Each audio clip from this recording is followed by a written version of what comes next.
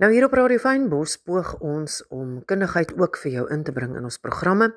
En hier is soveel mense in ons omgewing wat soveel goeie werk doen. En daar is onder andere Dion van Namo wat ek nader gehark het om vir ons 'n inset te doen in verband met blaasontsteking. So bly ingeskakel en luister hier saam na dit wat Dion vir ons voorberei het. Hallo Radio Fynbos luisteraars, ek is Dion van Namo en vandag wil ek bietjie gesels met julle oor blaasontsteking. Dit is ietsie waarmee baie mense sukkel, vrouens veral, en ek wil vir julle bietjie vertel wat julle kan gebruik om dit te verhoed en as julle dit nou sal kry, hoe om dit op 'n natuurlike manier te behandel ook.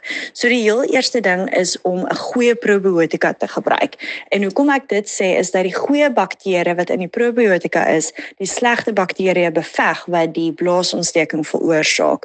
So dis baie keer as gevolg van bakterieë wanbalans in die liggaam hoekom daar blaasinfeksie ontstaan. So daai is my heel eerste tip as iemand inkom ook en hulle vra dan hardloop ek baie vinnig krye toe, omdat dit baie keer die simptoom verlig, maar eintlik moet mens gaan kyk na die worteloorsaak en dit is definitief daai bakterieë en die flora in die maag en in die liggaam.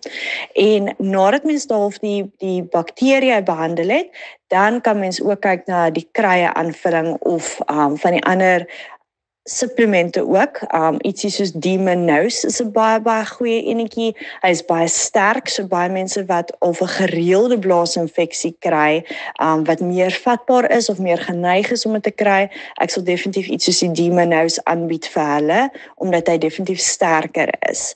En dan die krye wat ek vir dit kan aanbeveel is iets soos Boego, en dit is 'n inheemse kry in Suid-Afrika. En Boego is fantasties vir blaasinfeksie, dit is baie goed vir waterretensie, so die vrouens veral kry baie goeie, gee vir my baie goeie terugvoering op dit. En dan die ander een wat meeste mense sal ken is cranberry, en dit is 'n bessie, hy is lekker hoog in Vitamiin C, so hy stimuleer sommer die immuniteit ook, maar hy is verskriklik goed vir die niere, vir die blaas, en daar's 'n produk met die naam van Elora, wat 'n baie sterk konsentrasie het, maar as mens dit nie in die hande kan kry nie, kan mens kyk na cranberry pille, wat soos 'n cranberry ekstrak gaan wees. Jy kry cranberry tinktuur, wat jy sommer in 'n bietjie water kan gooi, en dan kry jy ook cranberry sap, maar mens moet besop dat mens nie net die gewone winkel cranberry sap koop, wat suiker in het, of wat verdun is nie, maar eintlik die skoon konsentraat, wat jy moontlik bietjie suur gaan proe.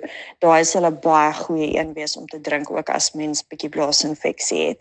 Dan die ander raad wat ek het is om baie water te drink, want gewoonlik wat gebeur is die krye en goed maak of die bakterieë dood of maak die bakterieë los waar dit sit aan die blaaswand, en dan moet die water help om dit lekker uit te flush uit die liggaam uit.